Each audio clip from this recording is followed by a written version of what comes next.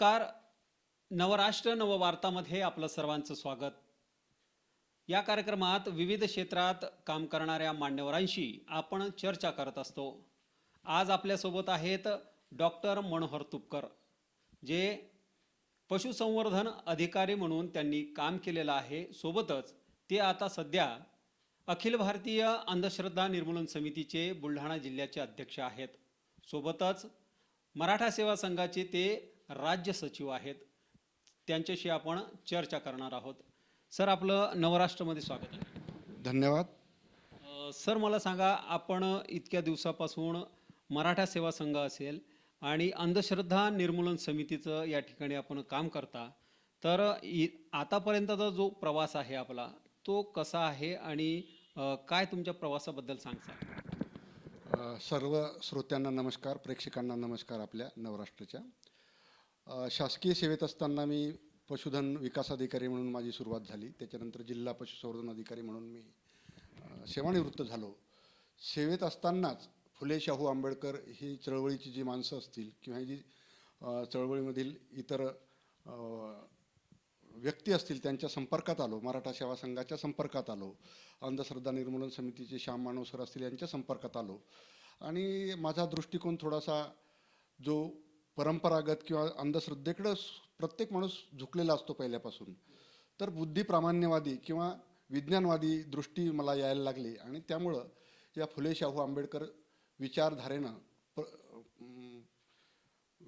घेऊन मग समाजात मी माझी वाटचाल शासनाच्या सेवेत असतानासुद्धा होती आणि आतासुद्धा आहे.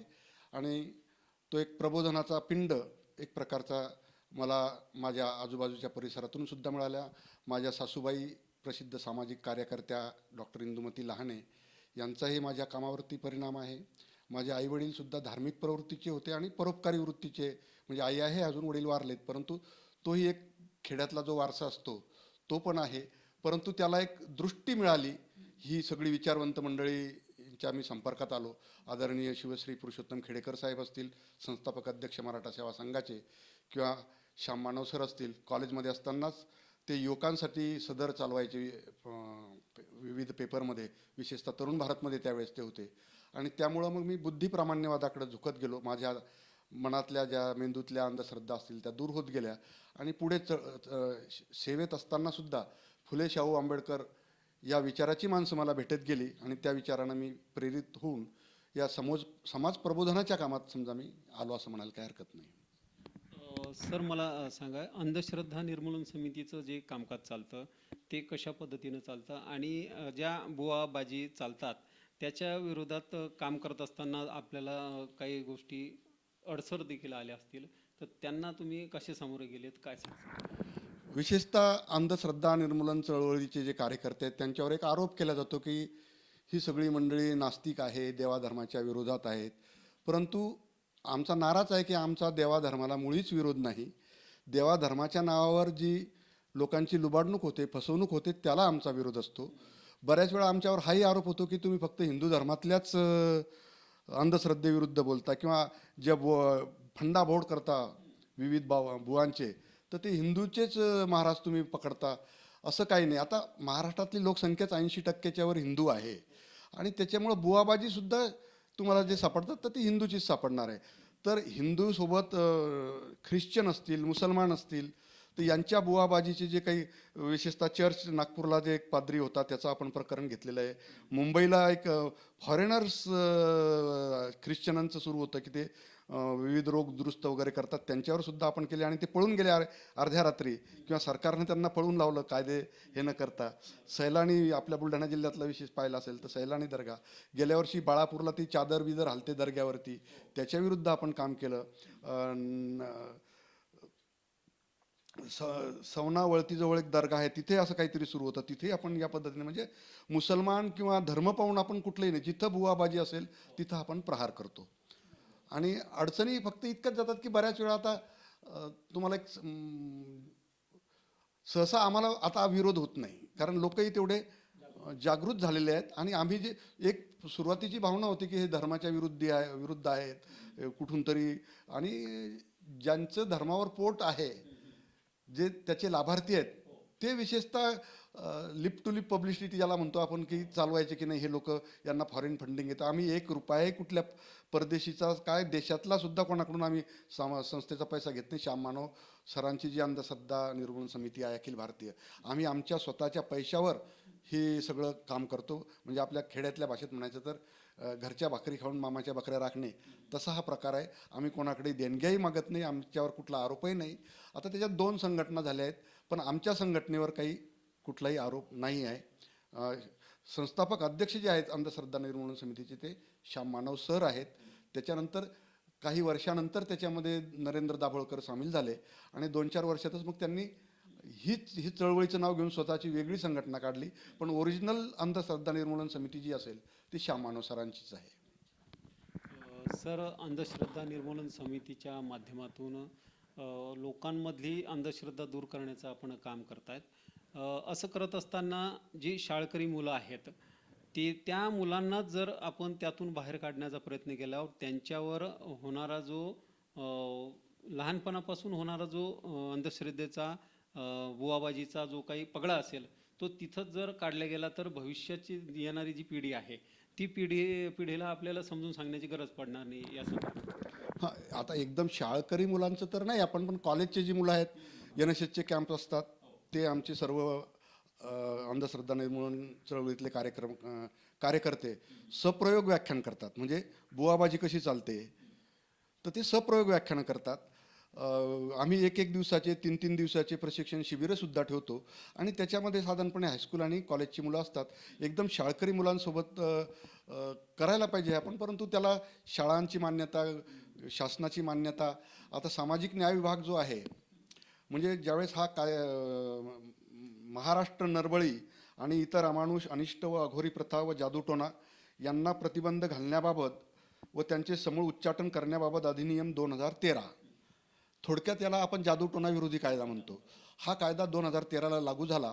आणि त्याच्यानंतर या अंधश्रद्धा निर्मूलनाविषयी किंवा या कायद्याविषयी जनजागृती करावी म्हणून सामाजिक न्याय विभागाच्या वतीनं विविध प्रशिक्षणं, म्हणजे त्याच्यामध्ये पोलिसांचं प्रशिक्षण आलं, अंगणवाडी सेविकांचं प्रशिक्षण आलं, ग्रामसेवक, शिक्षक यांचे प्रशिक्षण आले. हा कार्यक्रम सुरू झाला होता. मला असं वाटते मुख्यमंत्री पृथ्वीराज चव्हाण साहेब होते तेव्हा सुरू झाला. पण नंतर मग सरकार बदललं आणि नंतरच्या सरकारला असं वाटलं की बा अंधश्रद्धा निर्मूलन किंवा हे करायची काही जास्त गरज नाही. सर, एक प्रश्न असा आहे की युवक वर्ग जो आहे तो सध्याच्या घडीला नशेच्या आहारी जातो आहे आणि पिढी जी आहे ती बरबाद होत आहे. तर असं असताना जे मुलं त्यांना जे काही अचीव करायचं आहे ते त्यांच्याकडनं होत नसल्या कारणामुळं ते या मार्गावर वळत आहेत. अशा युवकांना आपण काय संदेश द्याल, काय सांगाल? आता आमच्याकडे एक प्रकारचं समुपदेशन किंवा त्या पद्धतीचे सुद्धा आम्ही कामं करतो, परंतु याला मूळ कारण आहे बेकारी आणि सरकारचं जे शैक्षणिक धोरण किंवा हे जे आहे तर हे याच्या अंधश्रद्धेकडे नेणारं जास्त आहे. जसे आता हे सामाजिक न्याय विभागानं प्रशिक्षण शिबिरं शिक्षकांचे घ्यायला पाहिजे होते. म्हणजे मी तर सांगतो शिक्षक आणि पोलीस ही 2 मंडळीचं प्रबोधन करणं सगळ्यात पहिले जरुरीचं आहे. कारण पोलिसांनाही सुद्धा, म्हणजे मी उदाहरणं तुम्हाला किती देईल की आम्ही जातो पोलिसांकडे, नाही तर त्यांचा सुद्धा विश्वास असतो की जादूटोणा असते बुवा, की बा या माणसाला विनाकारण निष्पाप माणूस याला त्रास होतो. तर ते म्हणतात नाही तो बदमाशच आहे, त्यानं तर करतच. म्हणजे काही मला वाटतं 5-50 प्रशिक्षण शिबिरं श्याम मानव सरांनी घेतले जिल्हा लेवलला मोठमोठ्या अधिकाऱ्यांचे, पण खालच्या लेवलचे मग व्हायचे राहिले.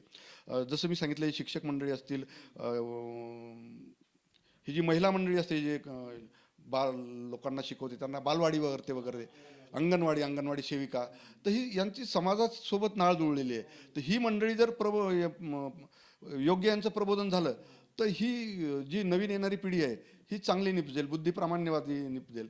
आता दुसरं काय झालं, आता सध्या सरकारचं सगळं खाजगीकरण सुरू आहे. नोकऱ्या कुणाला नाही. तुम्ही बघितलं असेल काल परवा तलाठ्यांच्या याच्यासाठी PhD वाल्यांचे अर्ज आहेत, किंवा साधा जो कोतवाल आहे कोतवालासाठी MSc झालेले MA झालेल्या मुलांचे अर्ज आहेत. म्हणजे किती बेकारी हे वाढलेली आहे आणि लोकांना नोकऱ्या नाही. मग नोकऱ्या नाही म्हटल्यावर मग कधी नैराश्यात जातात, त्यांना वेगळी संगत वाईट लागते आणि एक प्रकारचं मग ते घरातही आईवडिलाचं ऐकत नाहीत आणि तुम्ही म्हणता तसं मग ड्रग्सच्या आहारी जातात. आता नागपूर, सोलापूर, नाशिक सगळं या ठिकाणी आलंय आणि बुलढाण्यासारख्या ठिकाणी सुद्धा हे आलेलं आहे. आपले मुलं किंवा पाल्य जर त्यात असतील तरी आपल्याला माहीत पडत नाही. परंतु जी जाणकार मंडळी आहे, पोलीस मंडळी आहे, यांना माहिती आहे हे आपल्या बुलढाण्यासारख्या छोट्या शहरात सुद्धा नशा करणारी मुलं घोळक्यानं बसलेले दिसतात ग्राउंडवर रात्री वगैरे. पण ज्या समाजातून आलो त्या समाजाचं काहीतरी देणं लागतो आणि मग आम्ही मराठा सेवा संघाच्या माध्यमातून विविध प्रबोधनाचे कार्यक्रम घेत असतो. तिकडे कॅडर कॅम्प वगैरे घेत असतो आणि लोकांच्या डोक्यातला कचरा जसं गाडगेबाबांनी दिवसा गल्ल्या झाडल्या, गावं झाडली, गल्ल्या साफ केल्या आणि रात्री कीर्तनाच्या माध्यमातून लोकांच्या डोक्यातला कचरा साफ केला, त्याच पावलावर पाऊल ठेवून मराठा सेवा संघ आणि अखिल भारतीय अंधश्रद्धा निर्मूलन समिती सुद्धा त्याच पावलावर पाऊल ठेवून काम करत आहे. ज्या पद्धतीनं गाडगे महाराजांनी दिवसा गल्ल्या झाडल्या असतील आणि रात्री नागरिकांच्या डोक्यातली घाण साफ केली, असंच काम जे आहे अंधश्रद्धा निर्मूलन समितीचं सुरू असून सोबतच मराठा सेवा संघाचं देखील याच पद्धतीनं काम सुरू असल्याची भावना जी आहे या ठिकाणी डॉक्टर तुपकर साहेबांनी आपल्यासमोर व्यक्त केली आहे. निश्चितच सर, आपण सांगितल्याप्रमाणे मराठा सेवा संघ असेल आणि अंधश्रद्धा निर्मूलन समितीचं हे जे काम आहे संपूर्ण महाराष्ट्रभरात खरंच वाखाणण्याजोगं हे काम आहे आणि या चळवळींमध्ये योगदान देण्याचं आवाहन देखील सरांनी या ठिकाणी केलं आहे. पुढील भागात अशाच मान्यवरांशी भेटूयात. तोपर्यंत दीपक मोरे, नवराष्ट्र, बुलढाणा.